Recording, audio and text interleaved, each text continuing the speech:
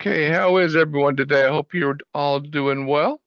This is a wonderful day, a wonderful Thursday with a excellent guest today. I am making sure that my recording is working. I see my little bright lights on here that show that everything is going good. Because what I would hate to do is reach the end of it and it says recording. So I'm excited. Hello, everybody. Happy Thursday. Our company is creating solutions, one reality at a time. How much information do we hear today is rumor, speculation, and I hope we all love social media. But how much of what we hear, people say, well, I read this on Facebook. Where do we know that that is reality? Well, that's what I want to help people do, and working with people like Evelyn to start making our world a better place today. And part of that's what we're talking about today, which is achieving unity through the power of encouraging, inspiring, and including others. Some of the things I do to help that on the personal side is helping couples build prenuptial or pre-relationship agreements for clear understanding. I say prenuptial or pre-relationship because the nuptial is not required, but coaching parents resolving problems in a marriage or before marriage to achieving successful parenting time before or after a divorce. We need help sometimes. I know I did, and I wish I would have had more help at the time. Mm. We want to talk about creating solutions based on the personal or professional realities and possible struggles in front of each of us, personally or professionally, because they work both ways. I work at the personal side as well as things that come from the office. I'd love for you to email me today. That's mark@markandtrickin.com. The screen you see right now is my update website that's going to be updated here very shortly, but it does have a red button that says Let's Connect. Please connect with me. I'd love to talk with you. Be an awesome chance for us to convert and talk a little bit more. So, what are we doing today? This is Achieving Unity Weekly Podcast. I am here every Thursday with you. I hope you will come back next Thursday and the following Thursday. It's going to be on Thursdays through the end of 2024. In 2025, I'm starting courses on Thursdays. So the podcast will switch to Wednesdays at the same time, 1 p.m. 1 p.m. Pacific time, 4 p.m. Eastern. Of course, it goes across the U.S. and around the world. We have a lot of international listeners also. Some of those are up. Some of the people, we appreciate them because it may be 2 in the morning where they are, maybe 3 in the morning. Love having them here. So, from reality focused dynamics to the success focused solutions that we create, please contact us today for more information on using Agile and Lean outside of software. Engineers know it, and they know it well, but it also works in the home. The philosophy can be used in every discipline, every vertical, including our homes. Agile is the ability to create and respond to change, enabling success in an uncertain and possibly struggling environment by emphasizing adaptability through better collaboration and communication. Lean is a methodology focused on maximizing value by minimizing waste. Oh, how much do we waste today? But optimizing our processes through continuous improvement, effectiveness, and efficiency. So connect with me and I'll show you how to break all products and services down from the most complex business projects to the basic steps of training our teenagers. Yes, think of a lot of us with busy mornings at a family breakfast. Everyone has somewhere to go from work to school to many other locations.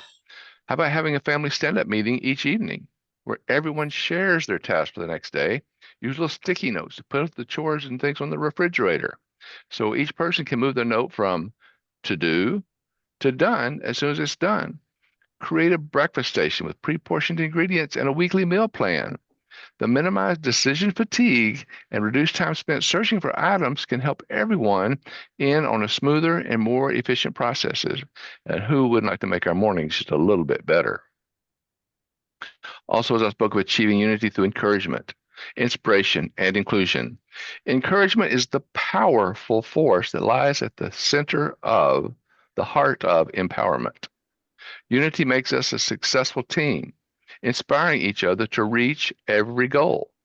Together, we can overcome challenges to inclusion and celebrate every victory, both personally and professionally. Facing relationship challenges or parenting difficulties, Are you or someone you know struggling with relationship issues or parenting time issues as a divorced or divorcing parent? Transform that frustration into understanding with what the frustration? Where is the value in our actions? Learn that anger, A-N-G-E-R, holds no value.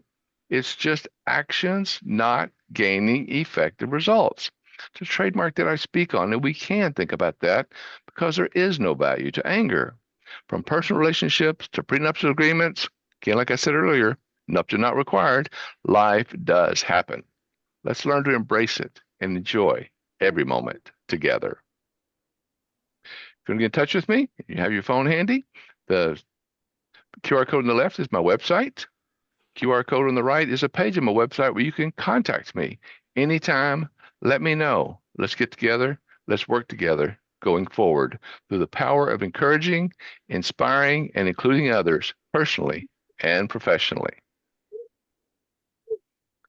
Upcoming guests. Next week, we have Maury Zelkovich for Veterans Day. He is a big tribute and supporter of Veterans Day, but he also works with post-traumatic stress disorder, PTSD. So I hope you come back and listen to Maury next week. After that, we have Tara Woodley. It's the International Day for the Elimination of Violence Against Women. How long has that gone on? Way too long. Well, what are we doing today to stop it? National Play Day with Dad. I'm talking with a gentleman named Larry. He's working with the fathers around the world, but across the nation especially. He's making sure his schedule is set for us to be there. The next week, 11/28, of course, in the U.S., that's the Thanksgiving, so it won't be a meeting on that date. And then pending on 12/5, I have another person. So talk about Black awareness. Went through Hispanic awareness last week. Now we're going to go through what about Black awareness today? What do we not realize that we are all the same? And I'll talk about that in my speech. I don't have time to talk about it right now, but the abolition of slavery, the way it was, the way it is today, how can we continue to improve day to day and forever? Now, for the excitement of today, what I'm excited about, Evelyn and I talked just the other day. Evelyn is like prize bike. Her name's like prize bike, so it's Evelyn Rysdyk. She was once described as a part storyteller, part minister, part scientist, and part fairy godmother. Wow. Evelyn C. Rysdyk is the author of several noted books on shamanism, including The Norse Shaman, Spirit Walking, A Course in Shamanic Power, A Spirit Walker's Guide to Shamanic Tools, The Nepalese Shamanic Path with Bola Banstola, and The Shamanic Creativity. Are you seeing my page? I don't think I shared my page. I forgot about that. Your logo is up behind you. Yep, and that's not what it should have been. Sorry about that. Should have been screen one. Already starting off with this technology, and I'm not the one to be doing, I'm not sharing enough. But let me go through the previous page one more time. Here is Evelyn, that you will talk to her directly in just a second. As I talked about, the part scientist, part fairy godmother. And along with her writings, Evelyn is an impassioned shamanic teacher and guide with over 30 years of experience working with people who are eager to grow and experience their true power. She has been a featured instructor for the Shift Network, for Sounds True, and other online teaching venues. Evelyn is also the founder of the Spirit Passages Academy and the New Humans New Earth Summit. Our website, www.spiritpassages.com. If you help me welcome Evelyn coming on board, let me change my screen back the way it was.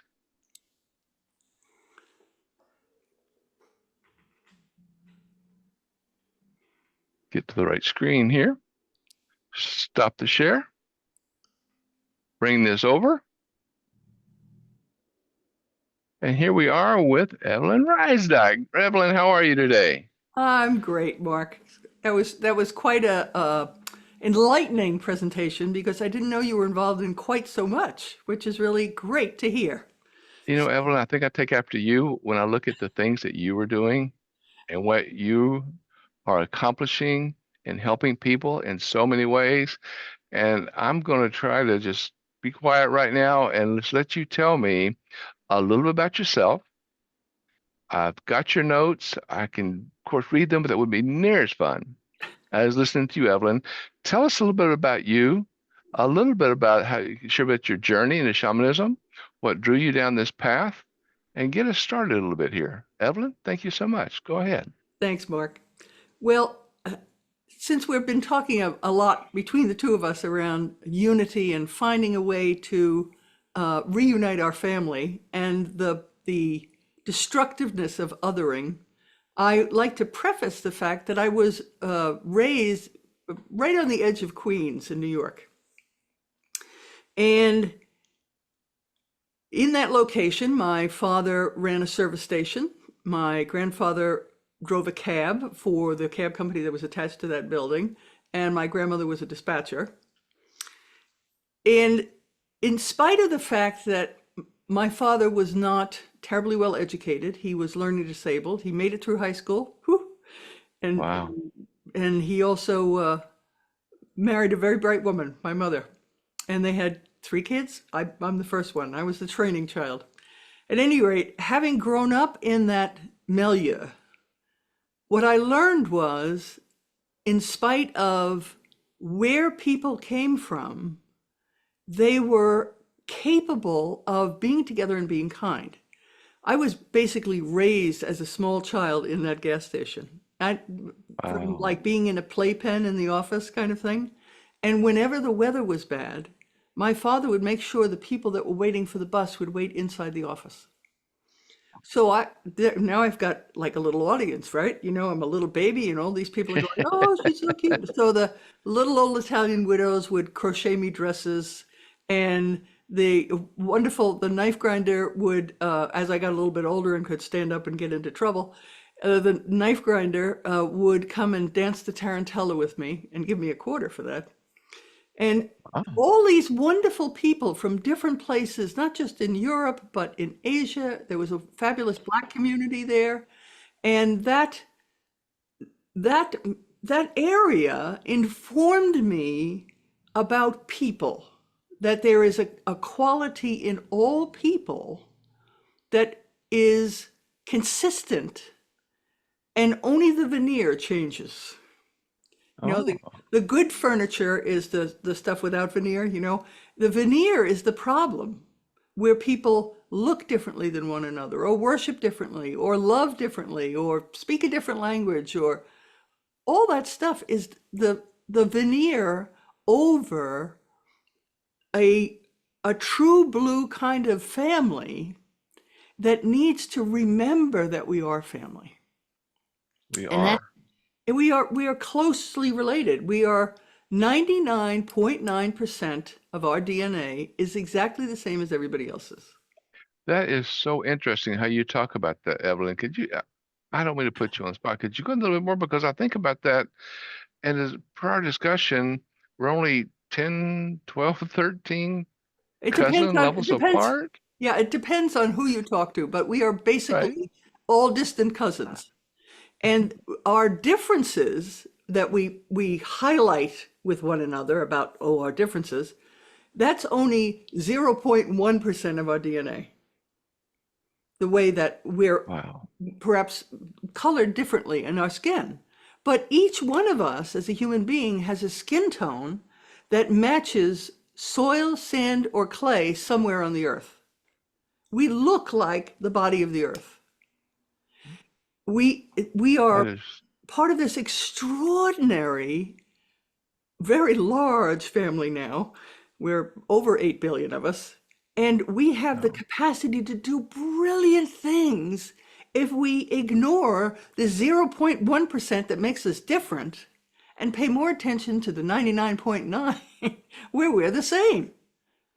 That is so true, Evelyn. I don't want to go into too much, but like I told you about my story, just out of high school, I lived in New Mexico, come down to Mississippi with my family, involved in an automobile accident, flew me by helicopter up to a neuro unit in Hattiesburg, took in 9 pints of blood, what I call the love circulation, lovecirculation.com. I have no idea where that blood came from. Do you think my parents cared? Do you think they went back to my hometown and said, "Hey, let's go get some blood from Mark from his friends. Let's find some other college students that are going to college that are, middle class, certain education level, certain income level." They can't do that. All they cared about was that my blood type matched. And it doesn't matter where we go in this world, here in the United States, whatever state, to Russia, to China, to Scandinavia, to the French Alps, to the North or South Pole, there's only four blood types: A, B, AB, and O. Every one of us in this call have one of those four blood types, probably an A or an O. Everyone on this call, everyone you saw today.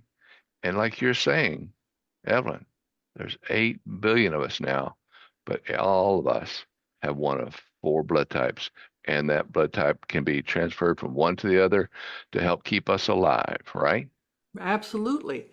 And what's interesting to me also is how easily we can become afraid of things that feel different to us, things and people that feel different to us, especially if that's a large group of people. I have a story about my dad, actually, who was really a nice guy, honestly.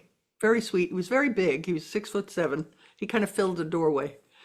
But as a child, you watched television when you were a child. It was black and white back then, for those of you who Yeah, I'm get there don't were only know three that. channels back then Yeah, that's too right, for 3 channels. And you, I was watching television and I went to look what the interesting thing was. I used to watch space shots and all that kind of thing. I was a geeky kid, what can I tell you?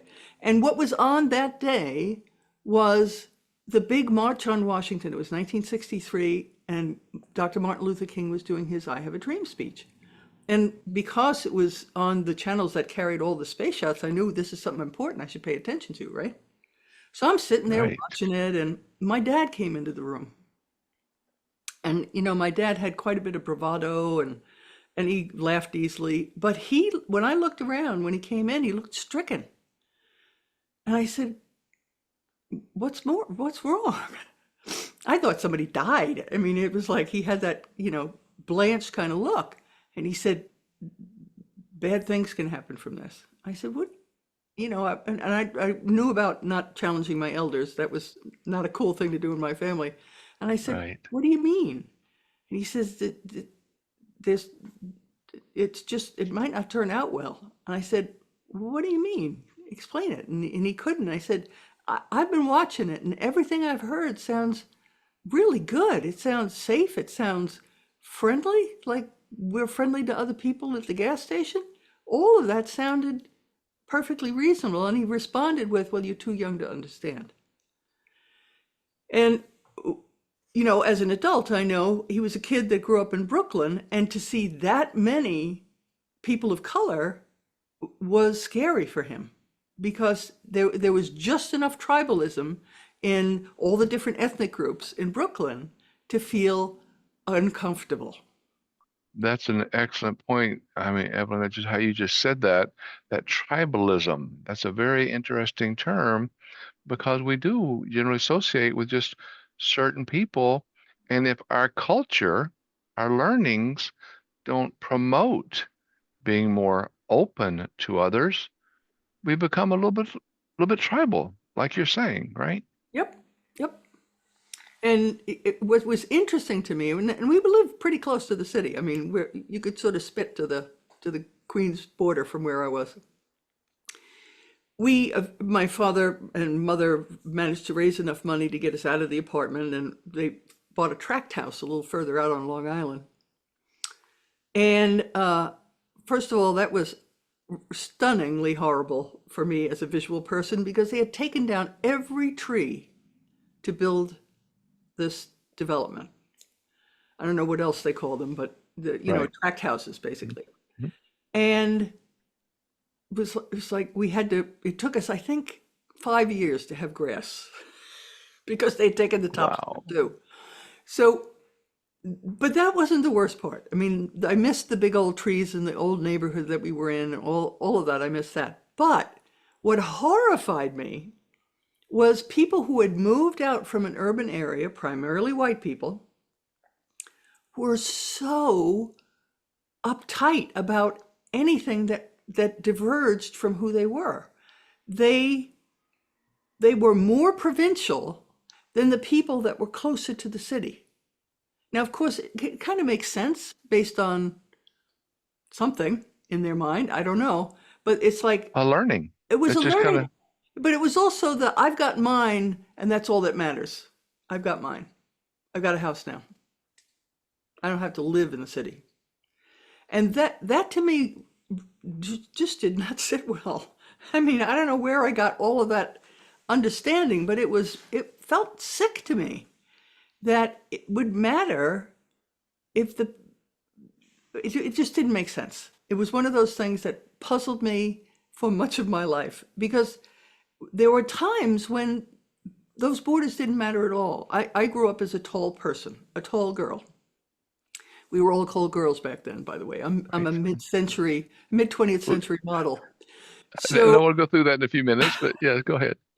so we'd have to go to specialty stores to get pants that would actually go down past our ankles, right? To, like they touch your Right. shoes, woohoo, and skirts long enough to wear to school without having a teacher give you a hard time about your skirt being too short. And when we were in there, we had a bunch of Scandinavians, my mother's people. We had a bunch of Germans in there too. We had Polish people in there, and we had African American women. And in that place, we were all just tall girls. It didn't matter where we were from, whether we had accented speech or not, was irrelevant. We would share with each other, like whether or not we thought something looked good on one another. Did you try the green one? And that was the way life happened in that little protected place where we were all put into uh, a kind of melting pot for people who were very tall. I love what you're saying right now. I'd like to bring up two quick points. Number one, that was almost like your tall tribe. Mm, When you were there in that area, that store where you were all tall, you had a commonality, right? And then second, if anyone has a question, I do have my note in my chat up here. If you have a question to ask us as we're going through this, please just put it into the chat. We'll bring it up and talk more later. But Evelyn, that's what I heard you talk about there, listening from you earlier at the tribalism, and then in that store where the people were tall, that commonality is almost like a tall tribe, right? absolutely. And it was an inclusive tall tribe. It wasn't just white faces in there. It wasn't just people who were born in the United States. It was a whole mix that was actually kind of fun because inside those doors we could be who we really were. There wasn't that attitude that happened outside. And the same thing with the place where you could get big shoes too, because you got big feet if The you're a big tall feet. person. Otherwise, you fall over. So you tip right over if you don't have big feet. Big enough feet to balance. Exactly. So in the early '60s, they had those awful pointed shoes. Girls with big feet, not going to happen.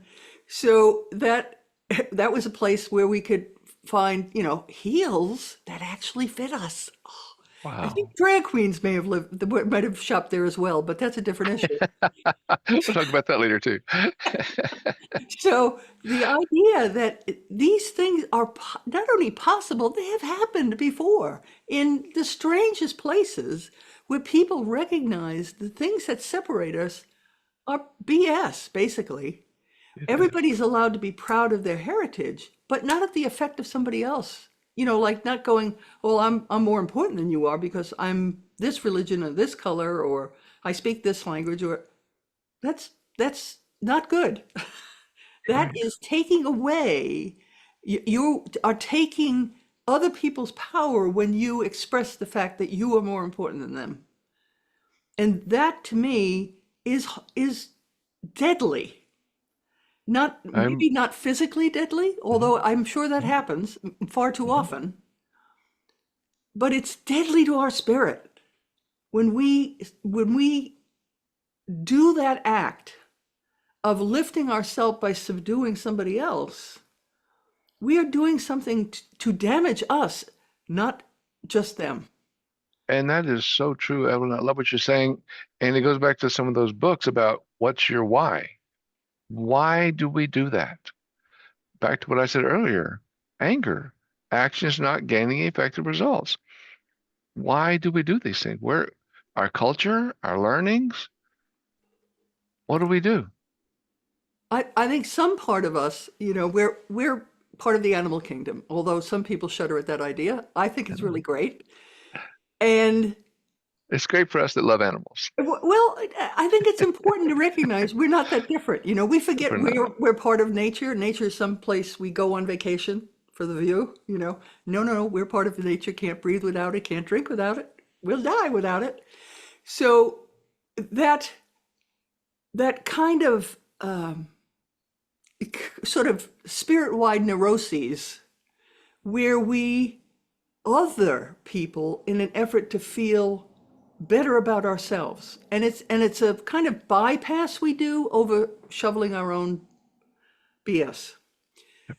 We all have stuff. We never escape our families of origin or school or our employment without carrying a little bit of crap with us.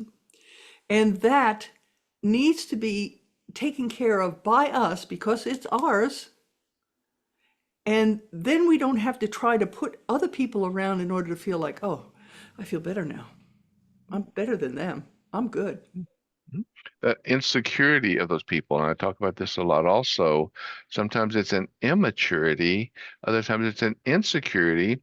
People are constantly finding something wrong to make them feel better, but what value is that to anyone else besides themselves? Put someone else down? Where does it? And it I mean, doesn't work. That's the it most important thing. It doesn't work. They feel just as bad about themselves. They're just spreading the misery around. And that to me is to me, I call it criminal. You can't really get arrested for it, unfortunately. But that idea that you can harm somebody else's self-image, that you can go after them and somehow treat them in such a way that they feel that they've been wounded, that they have been turned into an it instead of a who, that's not cool. And that is not going to get us to the place where we can actually work together to solve the problems of global climate change. Pulling ourselves together as a family is part of not only our survival, but the survival of all of the species. And we'll talk about that, I'm sure, a lot in this conversation. Part of my grace that I have is not just my white face, but the fact that I was um, good in art. So that allowed me some leeway because culturally, if you're a musician or you're an artist or a playwright or you do something that's been culturally stamped as real art, you get kind of a pass to be different. And I'm grateful for that because nobody really asked me to fully get into the box. First of all, I'm too tall for most of the boxes, but second of in all, a bigger box. yeah, and they never got a big enough box. That's a good thing.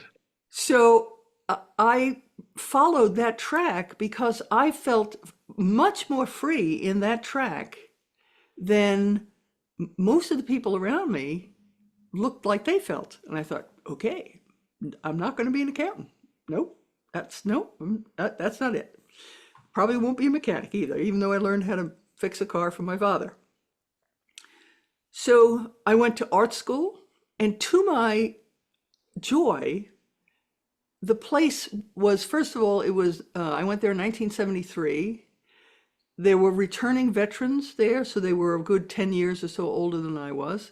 There were people from all over the world. There were people who were every possible nationality, race, creed, and color in that school. And we also had what then was called a gay community that was involved in the arts as well. And so they were all there in art school. And that included the very first transgender woman I met who was taller than I was, which was And what year was this? this was 1973, Wow. and lots of gay men and lesbian women. And all of these differences, nationality, religion, sexuality, all of this was perfectly okay. You were inside the guardrails. It was all good at art school. When I left art school, of course, then you're back into you're no longer in Oz. You're back headed back to Kansas. Forgive me if any of you are from Kansas. I'm just using a movie reference here. But that's in the movie, yes, right. Yeah, it's just a movie reference. Wizard of Oz. Yes. So, in coming back out of this rarefied air of art school, where it was like a multifaceted diamond, of all of these people that were incredibly talented and inspirational to me as well, because some of them were so amazing at what they did. But when I came out, I was back in Kansas, and people were behaving not so well. By that time, we're moving now toward the 80s, and with the 80s, I had gay friends, of course, and they started to get sick. And Oh, this is a really hard uh, part of my life. Somebody who I really cared for a lot. He was a brilliant pediatrician. He was the lover of a friend of mine, and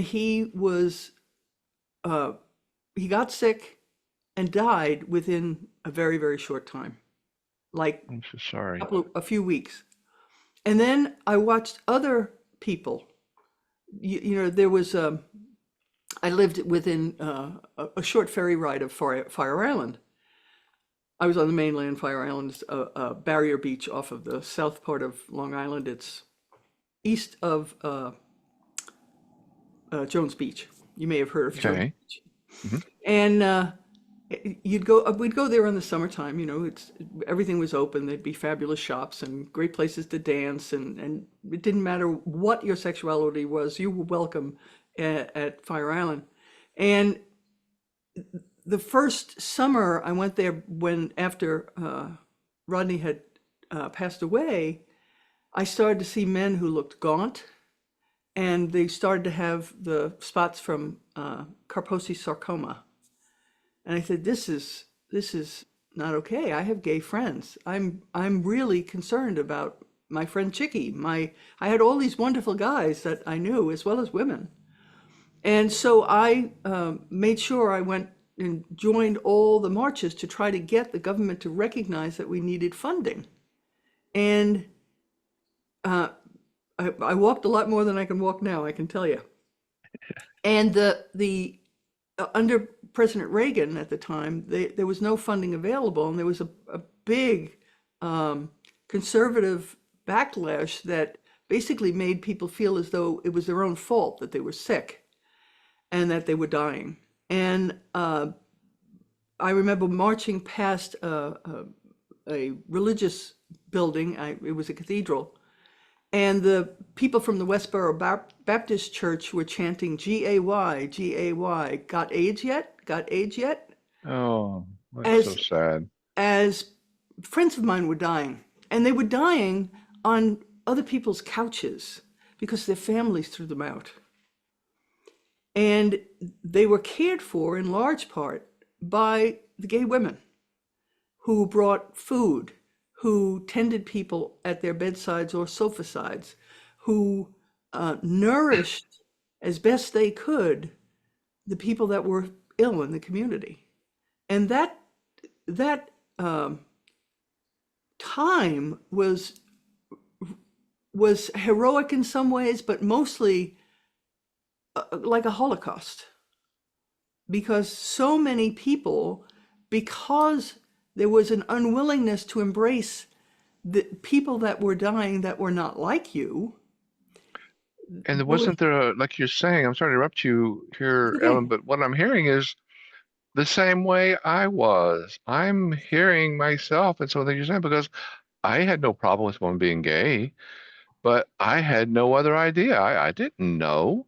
I went to gay bars with friends and my spouse, and she'd go with me, and we would talk to others, but I had no idea about AIDS or anything else. And as I mentioned earlier in this podcast about rumors and things you hear on something like Facebook, and you just don't know.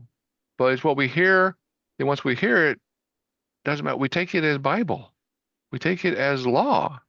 So the things you're talking about, I can I can feel some of the things that you were encountering. Well, this is an expression of your humanity, because just because you're human doesn't mean people are humane. And, that's the honest truth. So uh, today we're seeing the largest population in the LGBTQIA plus community. It's a lot harder to say than just gay. Yeah. The people that are taking the worst prejudice and in fact being killed at a very high rate are trans women of color. They're Okay. and that is horrifying to me because this is supposed to be a nation where you can become your heart's desire. You get that's that story of you can pull yourself up by your bootstraps and be whoever you really want to be. Well, it's not true for everybody. It's not true. And that lie that we tell ourselves, I think makes us go like this. I don't see that. That's not my community. It's okay. And not from a mean-spirited place, but from I can't let that in.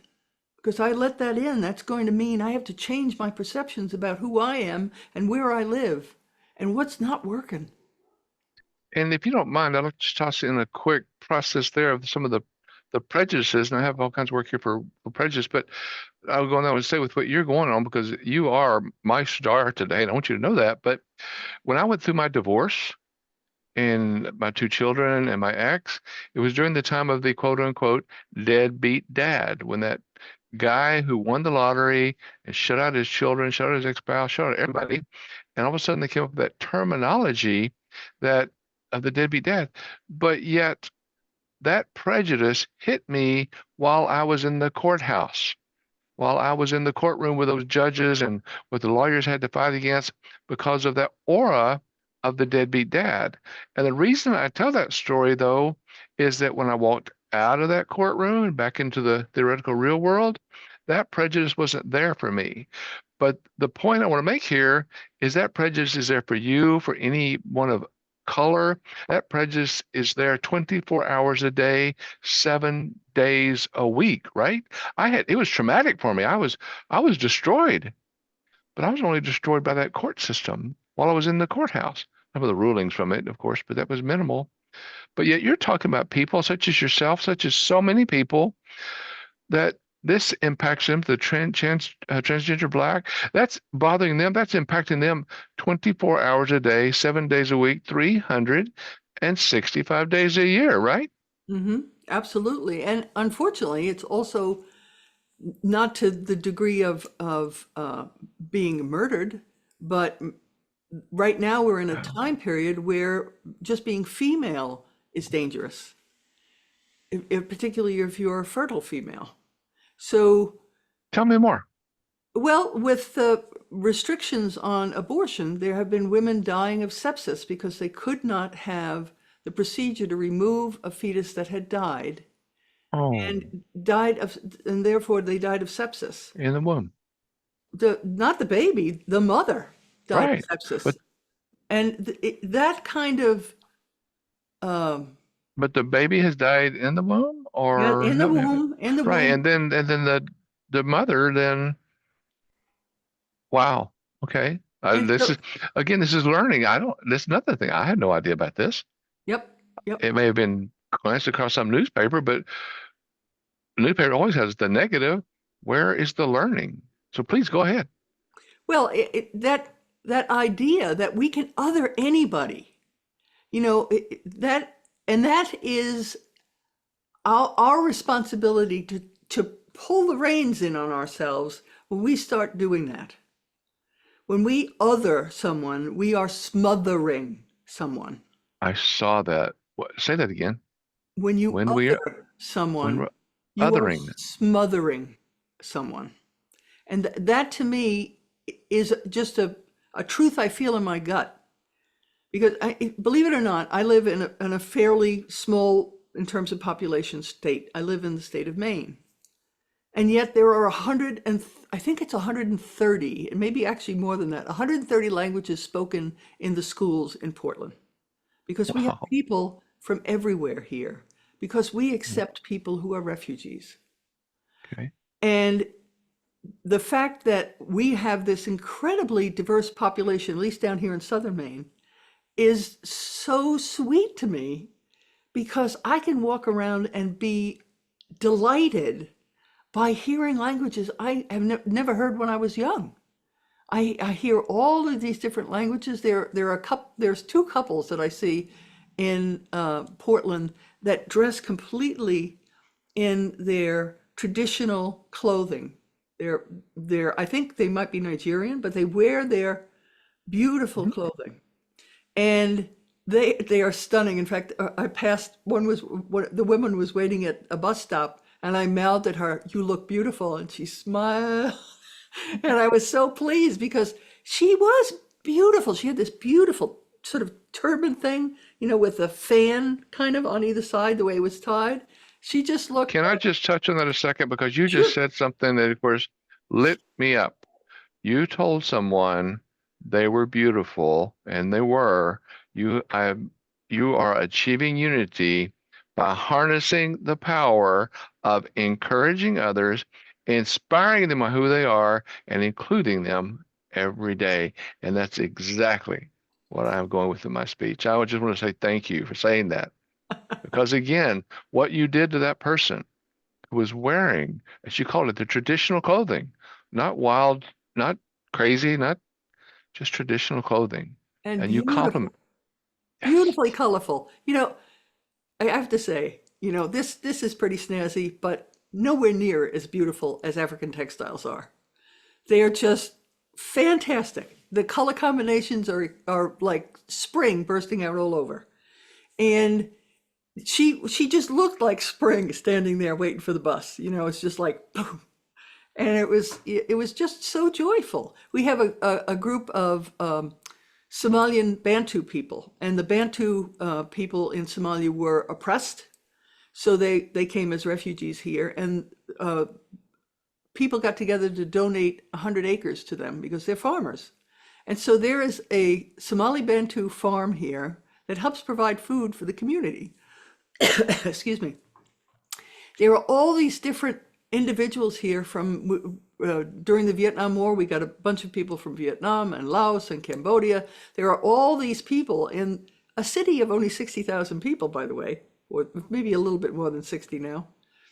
And there is an electricity when people of all different places come together, and that they sit together in the emergency room waiting to be seen by a doctor, or they're off at a concert together, or with one of the fabulous restaurants. That's the other wonderful thing about having people from all over the world. The food in Portland is killer. And you've got this diversity in all the richness of people, their languages, the way they bring their own aesthetic to the world, the food that they have that you may never have had before, these gifts that we can give one another simply by agreeing to be together and to Well, tell me support one something. I another. don't mean to interrupt you again, but I know I keep doing it, but we only have 15 more minutes. I just love this. We only have 15 minutes. Tell me more, if you would, about your shamanism and maybe this is where you're going. I hope I'm not rushing you, but I love some of your feelings, your impact. We talked a little bit about your growing up in the gay and the LGBTQ plus and tell me about your shamanism, and maybe that's where you're going. I'm sorry if I'm rushing you, but this is It's so all good. interesting. It's all good. So I practice shamanism. I was, as a small child, I was a Methodist, but I practiced shamanism as a way to, first of all, get unstuck. I had a period of depression, and depression kind of does this to you. Your world narrows down. You feel like one of those Um, horses, with the blinders on. And the first journey I had opened up my worldview because it's a kind of expansion of consciousness. I don't think of it as altered consciousness, but an expansion of consciousness. You see more, perceive more than what you do with your ordinary vision. And I happen to use drums for that. I don't use sacred plants because I'm of an age where I'm on medication that doesn't go with those plants. So, but I may be drumming works allergic to just them, but yes, well, I understand. probably. Well, but drumming works just as well. Drum beats or anything that is repetitive, 4 to 4.5 seconds, 4 to 4.5 beats per second, will allow your brain to produce four brain waves simultaneously: alpha, theta, delta, and gamma waves. And over a period of time, you actually are rewiring yourself for more capability. Now, I use it to find out answers to questions, meet my ancestors, and particularly the one who was an herbal doctor who gave me a recipe I wanted. And all these ways that you can use that doorway to support people as a healer, as a communicator, that those gifts I like to liberally spread around for other people to have that experience. Because when you lose the blinders, mine were there because of depression, but we've all got them. You know, we all have our little things that we're. And those blinders could also be there because of lack of knowledge sometimes Oh, too, right? absolutely, Because absolutely. And it doesn't even matter how they got there. We could have had them enculturated in by our church, by our family, by our schooling, whatever. But when we open up and we begin to look at the fact that we're in a world that is exquisitely alive, that the natural world is not just animals and birds, but that everything is communicating with everything else. There's so much research now about the fungal network that's underneath forests and actually underneath any kind of healthy soil, and it works like the internet. There, you can get these trees talking to one another and supplying things like a message from a tree that's being attacked by an insect. It sends chemical messages through the fungal network to other trees to tell them to produce this chemical because the bugs don't like it. wow, I've It's never I grew up in science, and that is so interesting. it's I phenomenal. never. There are two species of trees that work together. Suzanne Simard's book, and I can't remember the name of it. I apologize for that.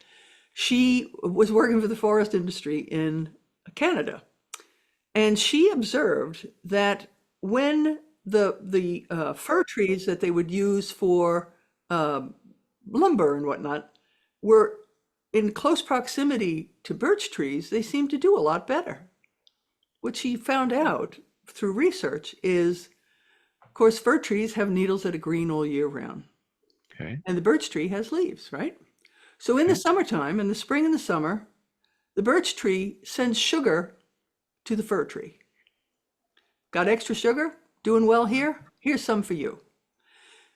In the winter, the fir tree helps to restore the sugar for the birch tree, who then has more than enough to produce leaves so that it can produce its own sugar again. So these two very different trees, I mean, they'd be in different countries, right? Practically. They're so different. Yet they have figured out that, hey, if we get together and share some of these resources, we're going to do good. And they do. They flourish. And what they're using is something as humble, in our minds at least, of this mycelium that connects the mushrooms. Because the part that we take and eat, if we're smart enough about mushrooms, That's just the fruiting body. That's the one that sends out the spores so it grows more mushrooms. But the good news is happening underground where all these chemicals and water and all these things are being shared across the forest and in any healthy soil. You can cultivate that in your yard as long as you don't use chemicals on your lawn. Hmm.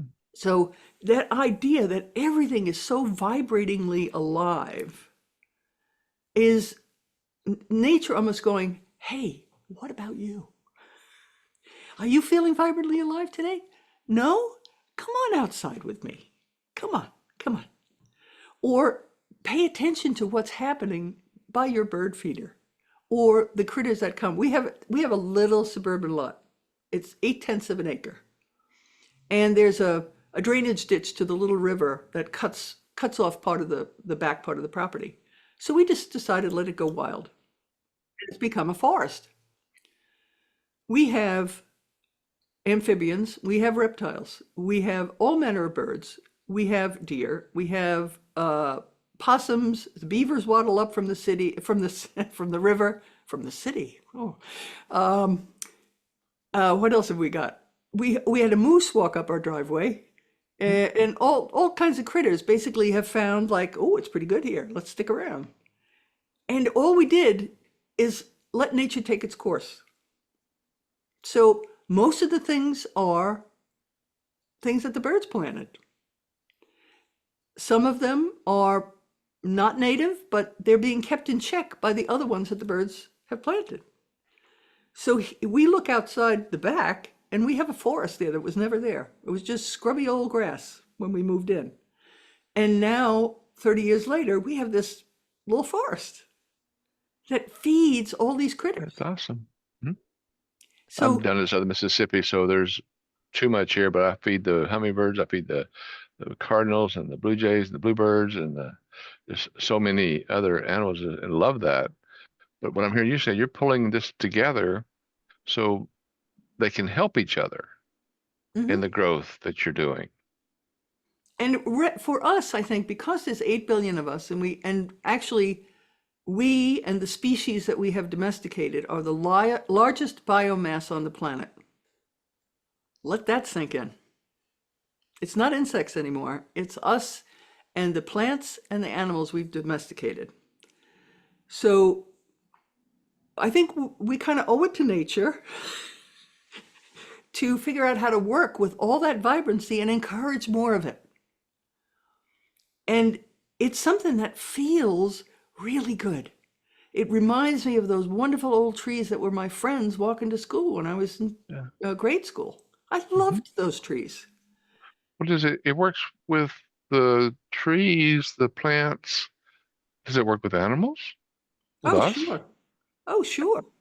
Because the herd of deer that comes and visits our yard, they give it, if we pull in the driveway and they're still out, they'll give us a look. It's like, it's okay. Oh, it's only them. And they will go back to eating. The moose, I don't know where the moose came from, but he walked up the driveway and just kept going. So animals understand each other. You know this if you have pets that you know what they're thinking and they know what you're thinking. If you think treats, they'll be up by the treats. And that idea that we have to learn how to do it, because they're not speaking English or some other language that humans are familiar with. But animals read this. They read who we are here. If we are Our expressing heart, is that kind of what our it's our soul, feeling. It's our our feeling. feeling? If we're, just smitten with our kitten, as it were, the kitten's going to know because we're radiating that energy that's saying that person's safe.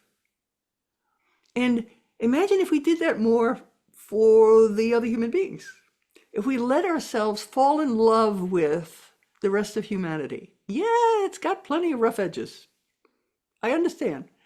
But it's not all people that have rough edges. And to love, and if you can't manage love, at least be grateful for the beauty that they bring to the world, the the incredible ideas they have, the creativity they have, the way that we can be our finest selves. is present in every one of us. And so I think if I'm going to leave you with anything, You're right on track because we're about five, almost like 5 or 6 minutes okay, away, and that's what I want to get into. Leave, and we'll talk about what can we do going forward in the last few minutes. But please continue. I think that to leave you with the idea that you are far more powerful than you think you are, your feelings extend past your body and they affect not only your health and well-being. If you're angry or fearful, and anger is part of fear, by the way, that fear has lots of faces: judgment, blame, shame, all kinds of things. So if you're afraid, let's just use afraid, it's so much simpler. You change your biochemistry. Your digestion goes offline, your upper brain goes offline. You can't think because your body's experiencing a fight, flight, or freeze response, which means your body thinks, I don't need to think. I'm not eating right now. All I have to be is fast and run away or hide. Now, that's good if you were being chased by a tiger, I suppose, but to be in that state as much as we are in our culture means we are also damaging our DNA. Because when we're in that state, our DNA actually winds tighter onto itself in our cells. Now, why do we care about that? Where the DNA crosses itself, it influences how the genes on that DNA strand express themselves. So if our DNA is responsible for cellular repair, regeneration, and basically telling the body how to be okay. So we have to learn to antidote fear. And a simple way to do that, and they've known this since the 1990s, is to, if you're feeling fear or you're angry or feeling judgy, which we do in our culture, feeling a shame or that you want to blame somebody else, that's all fear. That's all fear. And what you do is take a minute and just breathe with a focus on your heart. Or you can just say the center of your chest, because I guarantee it's hammering if you're angry or afraid. Breathe that way for 10, I was born in New York, I go for 15 times, to settle down a little bit. Then, and this is the best part because your feelings are so powerful, remember something that you are really grateful for or that you love. And let yourself fill with those feelings again. What happens is your hormones in your body will completely reset. Your brain will go back online, the upper part of your brain. Your digestion will start again. Your cortisol and adrenaline will calm down. Your respiration rate will calm down. And you will be in that place of equilibrium again. However, the best part of it is your feelings don't end at your skin. So you are now radiating a remedy to everyone around you. So stroll through the mall, feeling those feelings, and you're going to give that bath to everybody there. You're walking down a busy street, give it to everybody there. Because now you're giving them the opportunity to be in their most intact self with their capabilities online. And with this online, they might actually be able to solve problems, not only their own, It, but support changing the world around us. and that's the point too. I think what you're talking about there, Evelyn, is that we can work together better in unity by taking those 5, 10, 15 extra breaths when we do have that fear, that false evidence about reality. When we can take that away and just take those few breaths and be able to work together. And when you see somebody in a hurry, go ahead, step back.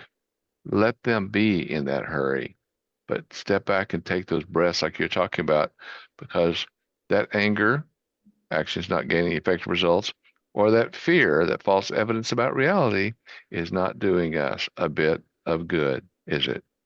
Not at all. And the fact that our feelings can actually bathe the people around us with exactly what they need without us You having to can. say anything. We're taking care of us first, but it radiates out. I mean, you think about this when you're Christmas shopping. It's a very good tool for Christmas shopping. when everybody's trying to tear the last something that they all want. Just go into that place where you're feeling love and gratitude or gratitude.